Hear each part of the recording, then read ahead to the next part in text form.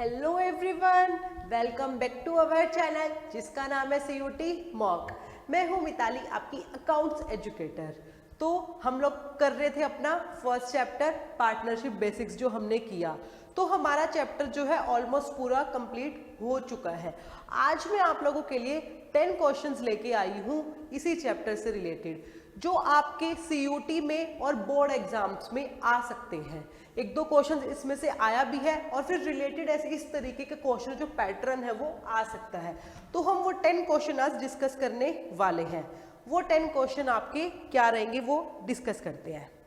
तो जो हमारा फर्स्ट क्वेश्चन है वो रहेगा ये: इन absence of partnership agreement, interest on drawings of a partners is charged।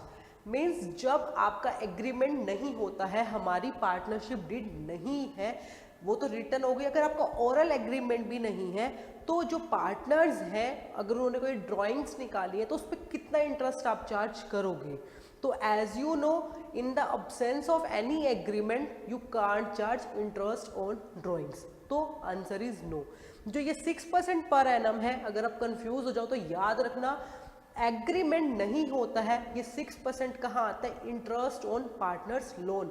Means अगर पार्टनर ने हमें कोई लोन दे रखा है, फर्म को कोई लोन दे रखा है, तो जब आप उस पर इंटरेस्ट चार्ज करते हो बिना एग्रीमेंट, सॉरी उस पर जब आप इंटरेस्ट देते हो, that you have to be 6% per annum in the absence of any agreement. तो अब कंफ्यूज मत हो जाना कि 6% पर एनम दे रखा है तो यही होगा। नहीं, इंटरेस्ट ऑन ड्राइंग्स हम चार्ज कर ही नहीं सकते। ये 6% पर एनम वाली चीज कहाँ आएगी? जब इंटरेस्ट ऑन पार्टनर्स लोन हमें देना होगा इन द अब्सेंस ऑफ एग्रीमेंट। तो वो चार्ज अगेंस्ट प्रॉफिट होता है, वो हमें देना ही देना पड़ता है। ठीक है, देन आते हैं हमारे सेकेंड क्वेश्चन पे। Pick the odd one out of the following. Means आपके पास 4 ऑप्शन होंगे, 4 में से जो 3 होंगे ना वो किसी ना किसी चीज से रिलेट करते मिलेंगे, और जो एक ऑप्शन होगा जो उनमें से रिलेट नहीं करेगा, वो किसी भी तरीके से हो सकता है। जैसे अब मैं आपको 3 फ्रूट्स के नाम दे दूं, एक वेजिटेबल का नाम दे दूं, तो जो वेजिटेबल होगा दैट इज ऑड वन। तो ऐसे ही आपको इस क्वेश्चन में बताना है। तो देखिए, रेंट टू पार्टनर, ठीक है, first is managers commission, interest on partners loan, and fourth one is interest on partners capital. तो जो फोर्थ ऑप्शन है, पार्टनर्स की कैपिटल पे जो हम इंटरेस्ट उनको देंगे, ये क्या है? आपका एप्रोप्रिएशन ऑफ प्रॉफिट है। और जो बाकी के तीनों ऑप्शन है, these are charge against profit. तो ये तीनों ऑप्शन हमारे कहाँ जाते हैं? प्रॉफिट एंड लॉस अकाउंट में। तो fourth one is odd one. ठीक है, तो ये थे हमारे 2 क्वेश्चन। चलते अपने थर्ड क्वेश्चन पे। हमारा थर्ड क्वेश्चन है, which of the following is not dealt through the profit and loss appropriation account. Means इनमें से कौन सी चीज profit and loss appropriation account में नहीं डील की जाती, मीन्स किसी और अकाउंट में की जाती है। तो आपके पास 4 ऑप्शन थे। तो जो फर्स्ट ऑप्शन है इंटरेस्ट ऑन पार्टनर्स लोन, मैंने अभी बताया पिछले क्वेश्चन में, that is charge against profit. तो ये कहाँ ट्रीट किया जाता है? हमारा प्रॉफिट एंड लॉस अकाउंट में, ना कि एप्रोप्रिएशन अकाउंट में। बाकी जो नीचे तीनों चीजें, सैलरी होगी पार्टनर की, उसका कमीशन होगा, या फिर इंटरेस्ट ऑन कैपिटल, ड्राइंग्स, ये सारी कहाँ की जाती है? Profit and loss appropriation account में। तो जो फर्स्ट ऑप्शन है वो आपका करेक्ट ऑप्शन है। ठीक है, फोर्थ क्वेश्चन होता है, which capital account always shows credit balance. कौन सा कैपिटल अकाउंट आपका ऑलमोस्ट क्रेडिट बैलेंस शो करता है? तो आप 2 मेथड से मेंटेन करते हैं। First one is fixed method, second one is fluctuating capital method. ठीक है, अब जब आप फ्लक्चुएटिंग कैपिटल मेथड फॉलो करते हैं तो आप एक ही अकाउंट बनाते हैं, दैट इज कैपिटल अकाउंट, और वो आपका डेबिट या क्रेडिट दोनों बैलेंस शो कर सकता है। बट जो फिक्स्ड कैपिटल मेथड के अंदर हम 2 अकाउंट बनाते हैं, that is capital account and current account. तो जो हमारा कैपिटल अकाउंट होता है वो ऑलमोस्ट क्रेडिट बैलेंस शो करता है। क्यों? क्योंकि वो सिर्फ 2 रेयर सिचुएशन में चेंज होता है। कौन कौन सी? या तो आप एडिशनल कैपिटल ले आते हैं या परमानेंट विड्रॉल कर लेते हैं। और ये दोनों चीजें ये थोड़ी है डेली बेसिस पे होने वाली है, कभी कभी फर्म में होती है। तो जो हमारा कैपिटल अकाउंट है वो आपका क्रेडिट बैलेंस शो करता है। तो कौन से मेथड के अंदर? फिक्स्ड मेथड के अंदर। और जो फोर्थ और थर्ड ऑप्शन है नॉर्मल एंड रियल, ये तो आपके एग्जिस्ट ही नहीं करते। ये नॉर्मल तो वैसे ही है, और रियल आपने नेचर ऑफ द अकाउंट पढ़ा होगा +1 में, वहां से उठाया गया है। तो आपको प्रॉपर माइंड देखना है। सबसे पहले एलिमिनेट करो। एलिमिनेशन ट्रिक बोला जाता है इसको। सबसे पहले आप वो ऑप्शन ढूंढो जो हो ही नहीं सकता, तो आपने सी एंड डी निकाल दिया, देन आप ए और बी पे फोकस करो और फिर देखो इसमें से कौन सा है, तो राइट इज फिक्स्ड। क्लियर है? देन आ जाते हैं हम अपने नेक्स्ट क्वेश्चन पे। हमारा जो 5th क्वेश्चन है that is AR question, association and reasoning question. इसमें आप लोगों को बच्चों 2 स्टेटमेंट दी जाती है। सबसे पहले आपको दोनों स्टेटमेंट को रीड आउट करना होता है, उसके अकॉर्डिंगली नीचे आपके पास 4 ऑप्शन गिवन होते हैं। ठीक है, तो जो normally first and second option होता है उसमें दोनों स्टेटमेंट ट्रू होगी और एक वर्ड लिखा होता है करेक्ट एक्सप्लेनेशन और नॉट करेक्ट एक्सप्लेनेशन। तो जो फर्स्ट स्टेटमेंट होती है ना, अगर वो आपकी ट्रू है तो आपको देखना है जो रीजन दिया हुआ है क्या वो उसको एक्सप्लेन कर रहा है। अगर वो उसको एक्सप्लेन कर रहा है तो हमारा करेक्ट एक्सप्लेनेशन वाला ऑप्शन हो जाता है, अगर नहीं कर रहा है तो हमारा सेकेंड ऑप्शन चला जाएगा। ठीक है, and C and D option तो आप देख ही सकते हो, कोई एक स्टेटमेंट फॉल्स है, कोई एक स्टेटमेंट ट्रू है। तो सबसे पहले आपको दोनों स्टेटमेंट को एनालिसिस करना होगा, तो चलिए करते हैं। Only the working partner can inspect the books of accounts of the partnership firm। जो वर्किंग पार्टनर होता है मीन्स जो आपकी फर्म में बैठ के काम कर रहे हैं वहां पे, क्या वही आपकी बुक्स को इंस्पेक्ट कर सकते हैं? जो हम अकाउंट्स मेंटेन करते हैं तो क्या वही करेंगे? जी नहीं। चाहे वो वर्किंग हो, स्लीपिंग हो, एक्टिव पार्टनर हो, किसी भी तरीके का पार्टनर हो, सारे पार्टनर्स को राइट है कि वो हमारी फर्म की बुक्स को इंस्पेक्ट कर सके। सारे पार्टनर्स को इक्वल राइट है, चाहे वो स्लीपिंग हो या ना हो। तो ये जो बोल रहा है कि वर्किंग पार्टनर कर सकता है सिर्फ, तो ये सिचुएशन, ये जो हमारी स्टेटमेंट है ये गलत है, मीन्स एसोसिएशन इज रॉन्ग। अब आप रीजन को पढ़िए। Inspection of the books of account is the right of all partners whether they are working और नॉट। तो ये एक्सप्लेन कर रहा है उस चीज को, बट एक गलत है, तो करेक्ट ऑप्शन इज डी।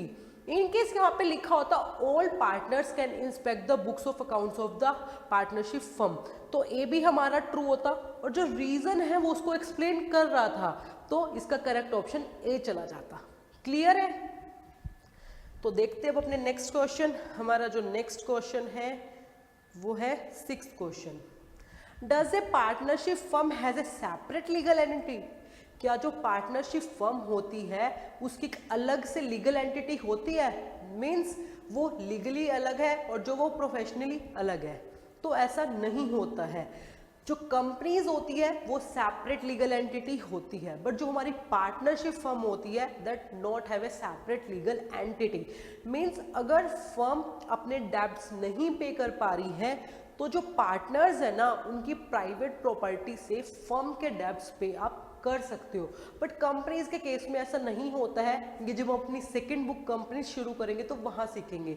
अभी आप लोगों को पता होना चाहिए जो पार्टनरशिप है उसमें जो पार्टनर्स होते हैं, हमने पढ़ा भी है, उसके जो प्राइवेट प्रॉपर्टी है उस पे से हम पैसा लेके जो फर्म के डेब्ट्स है, अगर फर्म की प्रॉपर्टी पूरी नहीं हो पा रही है, फर्म का पैसा जो है हम पूरा नहीं कर पा रहे हैं पार्टनर्स को या फिर मतलब आउटसाइड पार्टीज को पे करने के लिए, तो उस केस में आप ये नहीं कर सकते जो पार्टनर से कि हम अपनी प्राइवेट प्रॉपर्टी नहीं देने वाले। जी नहीं, आपको देनी पड़ेगी, वहां से फर्म्स के डेब्ट्स को पे किया जाएगा। क्यों? क्योंकि जो पार्टनरशिप फर्म है और पार्टनर्स उनको अलग नहीं माना गया है, वो सेपरेट लीगल एंटिटी नहीं है। क्लियर है? देन 7th क्वेश्चन है X and Y are partners. Y wants to admit his son K into business. Can K become a partner of the firm? ठीक है, X एंड Y दो partners है। जो Y है वो अपने बेटे K को एडमिट करना चाहता है एज ए न्यू पार्टनर, तो क्या वो कर सकता है? अब यहाँ पे कोई एग्रीमेंट से रिलेटेड चीज नहीं गिवन है, मीन्स एग्रीमेंट है ही नहीं। ठीक है, तो आपको जैसे बोर्ड में ये 1 वर्ड में पूछा जाता है डायरेक्टली, तो आपको लिखना होगा नो। क्यों नहीं कर सकते? क्योंकि फर्स्ट थिंग तो एग्रीमेंट ही नहीं है, एंड सेकंड थिंग जब तक सारे पार्टनर्स नहीं मान जाएंगे आप नहीं कर सकते, तो हम उसको एडमिट नहीं कर सकते। अगर सारे पार्टनर्स मान जाएंगे तो यू कैन एडमिट द के। क्लियर है? देन हमारा 8th क्वेश्चन आता है where would you record interest on drawings when capital is fixed.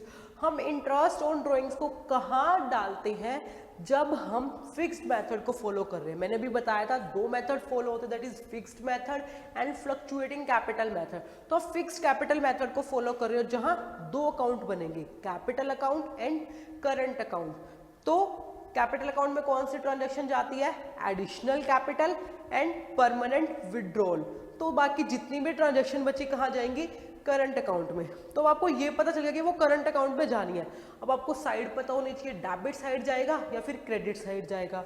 तो अब इंटरेस्ट ऑन ड्रॉइंग्स है वो पार्टनर को देना पड़ेगा, मीन्स उसके लिए वो एक्सपेंस है, मीन्स उसका अकाउंट डेबिट होने वाला है, तो debited to the current account of partners. Clear है? देन आते हैं हमारे नेक्स्ट क्वेश्चन पे, 9th क्वेश्चन। तो जो हमारा 9th क्वेश्चन है वो है ये, X Y and Z are partners in a firm sharing profits in the ratio of 6:4:1।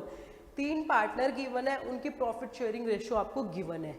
जो एक्स है उसने गारंटी दी है जेड को, एक्स ने गारंटी दी है जेड को, वाई ने नहीं दी, सिर्फ एक्स ने गारंटी दी है कितने की, कि तुम्हें हर साल 15,000 का प्रॉफिट हम देंगे ही देंगे। तो हमने गारंटी वाला प्रॉफिट जब कॉन्सेप्ट किया था, तो अगर वो फुलफिल नहीं हो पाती है उसकी गारंटेड अमाउंट, तो कौन देगा, जिसने गारंटी दी है। मीन्स अगर जेड को 15,000 रुपये नहीं मिल रहे हैं तो कौन पे करेगा, डेफिशिएंसी को एक्स बॉर्न करेगा। तो जो नेट प्रॉफिट है वो आपको गिवन है 99,000। तो हमें बताना था what will be the x share in the profit, means जो हमारा पार्टनर एक्स है उसका प्रॉफिट में कितना शेयर होगा। तो 4 ऑप्शन गिवन थे, ये कैलकुलेशन वाला है, आपको इसको कैलकुलेट करके देखना होगा। तो हम इसको कैलकुलेट करके देख लेते हैं। देखिए कितना प्रॉफिट आपको गिवन है, दैट इज 99,000। ठीक है, रेशियो कितनी गिवन है, 6:4:1, means X Y and Z. Y की निकालने की जरूरत ही नहीं है, शॉर्ट में जल्दी जल्दी करना होगा, ये 1 या 2 मार्क में आपका क्वेश्चन आएगा।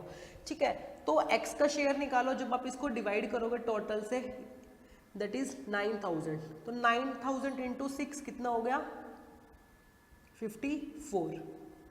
ठीक है, और जेड का कैलकुलेट कर लो, 9,000 इंटू 1 मीन्स 9,000 ही।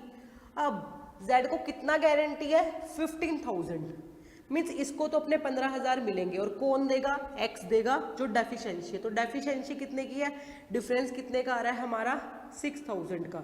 तो ये जो 6,000 की डेफिशिएंसी है ये कौन बॉर्न करेगा, हमारा एक्स पार्टनर।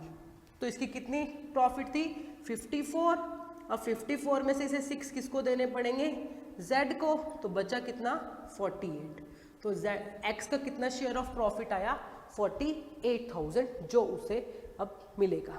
ठीक है, तो correct option is 3rd। Then आते हमारे 10th क्वेश्चन पे, Vidit and Seema are partners sharing profits in the ratio of 3:2। 2 partners है, प्रॉफिट शेयर करें 3:2 में। कैपिटल गिवन है दोनों की, विदित की 1,20,000 है एंड सीमा की 2,40,000 है। ठीक है, ये हो गया हमारा विदित और ये होगी हमारी सीमा। ठीक है, दोनों का इंटरेस्ट ऑन कैपिटल कैलकुलेट करो, कितनी है, 10% पर एनम। तो प्रॉफिट आपको गिवन है 18,000 का, आपको बताना जो विदित है, मीन्स जो हमारा विदित है उसका इंटरेस्ट ऑन कैपिटल कितना बनेगा। तो सबसे पहले कैलकुलेट करके देखते हैं। 10% है तो 120 पे आपको 10% निकालना है, तो इट विल बी 12,000। ठीक है, हम इसका निकाल के देखेंगे, आप डायरेक्ट निकाल सकते हो। जब आपका 10% होता है ना, तो आपको कुछ भी नहीं करना, जो उसकी अमाउंट होती है उसमें से एक 0 हटा देना होता है, क्योंकि ये बहुत ईजी है। जब 10% कैलकुलेशन आपको करने, शॉर्ट में बता रही हूँ, फटाफट से आप कर सको। अगर 10% करना है तो एक 0 हटा दो, वो आपका बनेगा। ठीक है, तो यहाँ पे इसका कितना बन जाएगा, 24,000। अगर 5% है, जितना भी 10% आ रहा है उसको डायरेक्ट हाफ कर दो, तो अगर यहाँ पे 5% होता तो 6 बन जाता, ये आपका 12 बन जाता। ठीक है, तो आपको इस तरीके से कैलकुलेट ना करना पड़े, फटाफट से कर सकते हैं। तो ये बन गया दोनों का इंटरेस्ट ऑन कैपिटल। अब प्रॉफिट कितना गिवन है, प्रॉफिट है हमारा 18,000। अब इसका इंटरेस्ट ऑन कैपिटल 12 है, इसका 36 है, टोटल कितना बनेगा, दैट इज 36,000। 36,000 जो हमें देना पड़ेगा, that is interest on capital. But क्या फर्म के पास इतना पैसा है, प्रॉफिट कितना है उसके पास, सिर्फ 18,000, और देना कितना है उसको, 36,000, मीन्स उसके पास पैसा नहीं है। तो इस केस में क्या करते हैं हम, एप्रोप्रिएशन बनाते हैं। एप्रोप्रिएशन, जो भी इनकी ये कैपिटल आई थी इंटरेस्ट ऑन कैपिटल, इसकी आप रेशियो निकालोगे और उस रेशियो में प्रॉफिट को डिवाइड कर दोगे तो कितना आ रही है 1:2।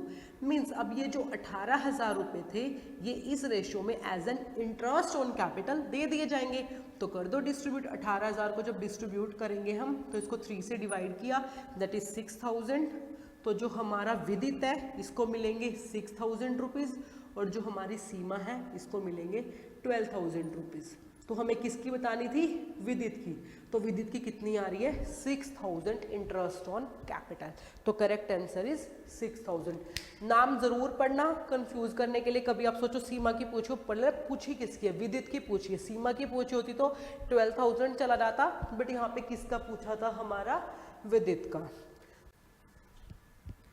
तो हमारा जो ये चैप्टर है दैट इज फर्स्ट चैप्टर जहां हमने बेसिक सीखे, ये हमारा फिनिश हो चुका है। बट चैप्टर फिनिश हुआ है and it's the beginning of a new chapter. तो मिलेंगे अपने नेक्स्ट लेक्चर में जहां हम अपना नया चैप्टर और उसके नए टॉपिक शुरू करेंगे जिसका क्या नाम है? Admission of a partner. तो till then bye bye everyone, take care and please do practice for the CUT and board exams also. Bye bye everyone.